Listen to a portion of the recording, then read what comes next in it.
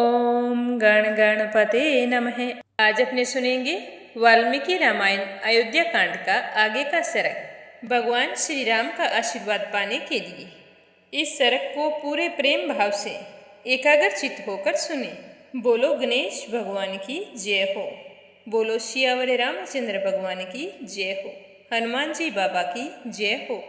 श्री राम दरबार की जय हो। श्री राम लक्ष्मण को कहने लगे कि महाराज का कोई रक्षक न होने के कारण वे इस समय अनाथ हैं और बूढ़े भी हैं, और इस उम्र में उन्हें मेरे वियोग का सामना करना पड़ रहा है। उनके मन की कामना मन में ही रह गई है। वे कैकेयी के वश में पड़ गए हैं। ऐसी दशा में वे अपनी रक्षा के लिए कर ही क्या सकते हैं। अपने ऊपर आए हुए इस संकट को और राजा की मति भ्रांति को देखकर, हे लक्ष्मण, मुझे तो ऐसा प्रतीत होता है कि अर्थ और धर्म की अपेक्षा काम का ही गौरव अधिक होता है। हे लक्ष्मण, पिताजी ने जिस तरह मुझे त्याग दिया है, उस प्रकार अत्यंत अज्ञ होने पर भी ऐसा कौन पुरुष होगा जो एक स्त्री के लिए अपने आज्ञाकारी पुत्र का त्याग कर दे।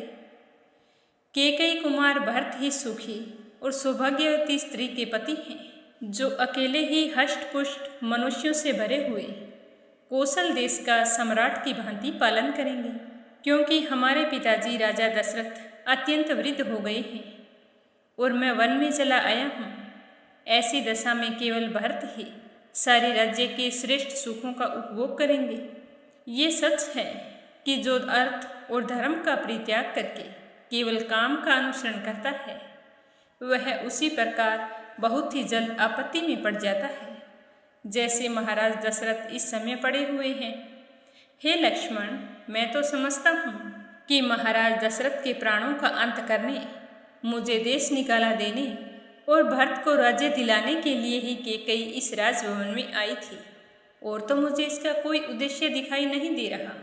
ना तो इसने अच्छी माँ होने का फर्ज निभाया और ना ही वो अच्छी पत्नी बन सकी, क्योंकि परिवार में रहने के लिए स्त्री को परिवार में रहने वाले सारे लोगों के साथ समान व्यवहार करना चाहिए।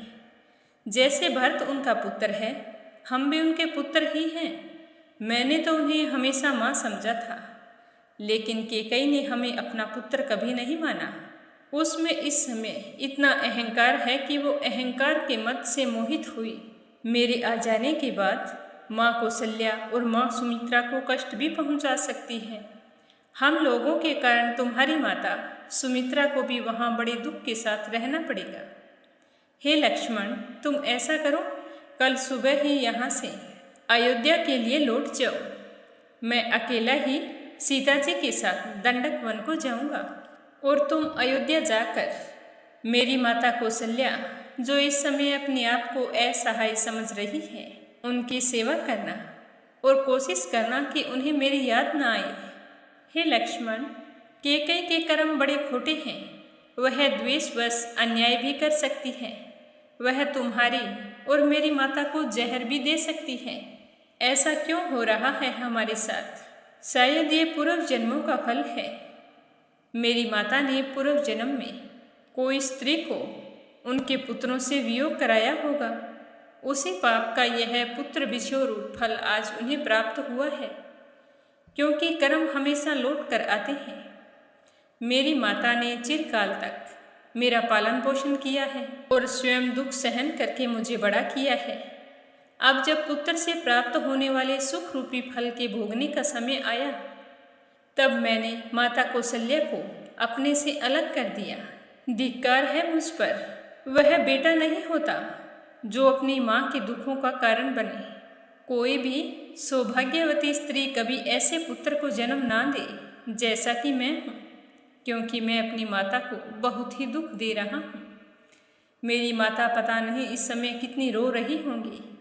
रोते रोते जब मैं वापस लौट कर जाऊँगा तो मैं उनके दर्शन कर पाऊँगा या नहीं। हे लक्ष्मण, मैं तो ऐसा मानता हूँ कि कौशल्या माता में मुझसे अधिक प्रेम उनकी पाली हुई वह सारिका ही करती है, क्योंकि उसके मुख से माँ को सदा यह बात सुनाई देती है कि ए तोते, तू दुश्मन के पैर को काट खा। अर्थात हमें पालने वाली माता कौशल्या के दुश्मन के पांव को चोंच मार दी। वह पक्षिण होकर भी माता का इतना ध्यान रखती है और मैं उनका पुत्र होकर भी उनके लिए कुछ भी नहीं कर पाया हूँ। हे लक्ष्मण, जो मेरे लिए हमेशा दुखी रहती है और अपने आप को अभागिन मान रही है, मुख पर जिसके हमेशा उदासी छाई रहती है, पुत्र का कोई फल ना पाने के कारण वो तो निपुती सी हो गई है, उस मेरी माता को कुछ भी उपकार ना करने वाले मुझ जैसे पुत्र से क्या फायदा हुआ। इससे अच्छा तो मैं माँ कौशल्या के यहाँ जन्म ही नहीं लेता। मुझसे बिछुड़ जाने के कारण माता कौशल्या मंदभागिनी सी हो गई है। वह दुख के समुद्र में पड़कर अत्यंत आतुर होकर उसी में शयन करती रहती है। हे लक्ष्मण, यदि मैं कुपित हो जाऊं तो बाणों द्वारा अकेले ही अयोध्यापुरी समस्त भूमंडल को निष्कंटक बनाकर अपने अधिकार में कर लूं, परंतु पारलौकिक हित साधन में बल पराक्रम कारण नहीं होता, इसीलिए मैं ऐसा नहीं कर पा रहा हूँ। वरना कैकेयी की क्या हिम्मत जो मुझे राज्याभिषेक से हटाकर वन में भेज दे। हे लक्ष्मण, मैं तो अधर्म और परलोक के डर से डरता हूँ, इसीलिए आज अयोध्या के राज्य पर अपना अभिषेक नहीं कराया है। इस तरह और भी बहुत सारी बातें करके श्री राम ने उस निर्जन वन में करुणाजनक विलाप किया, बुरी तरह से रोए, आंसुओं की धारा बह चली। जिन आंसुओं को उन्होंने अयोध्या में रोक रखा था, उनका सबर का बांध टूट गया और वन में फूट फूट कर रोए थे। इसी तरह काफ़ी समय तक विलाप करते रहे और फिर चुपचाप बैठ गए, लेकिन उस समय भी उनके मुख पर आंसुओं की धारा बह रही थी और बुरी तरह से दीनता छाई हुई थी। विलाप से निवृत्त हो जाने पर श्री राम ज्वाला रहित अग्नि वेग शून्य समुद्र के समान प्रतीत हो रहे थे। उस समय लक्ष्मण ने उन्हें दिलासा देते हुए कहा कि भैया, आपके निकल आने से निश्चय ही आज अयोध्यापुरी चंद्रहीन रात्रि के समान निस्तेज हो गई है। आप जो इस तरह संतप्त हो रही हैं, यह आपके लिए कदापि उचित नहीं है। आप ऐसा करके सीता जी को और मुझको दुख में डाल रही हैं, क्योंकि हम आपको दुखी नहीं देख सकते और ना ही जो कुछ हो रहा है उसे हम बदल सकते हैं। भैया, मैं और सीता जी आपके बिना 2 घड़ी भी जीवित नहीं रह सकते हैं। ठीक उसी तरह जैसे मछली को तालाब से निकालने पर थोड़ी ही देर बाद वह अपना दम तोड़ देती है, इसीलिए है भैया, मैं आपके बिना ना तो पिताजी को, ना भाई शत्रुघ्न को, ना माता सुमित्रा को और ना ही स्वर्ग लोक को देखना चाहता हूँ। मेरी नज़र में आप सबसे ऊंचे हैं। आपके साथ के अलावा मैं कोई सुख की अभिलाषा नहीं रखता हूँ। इससे आगे सुनेंगे अगले अध्याय में। आपको ये सर्ग अच्छे लगते हैं तो अनिर्वेदा चैनल को सब्सक्राइब जरूर करें। बोलो सियावर रामचंद्र भगवान की जय हो।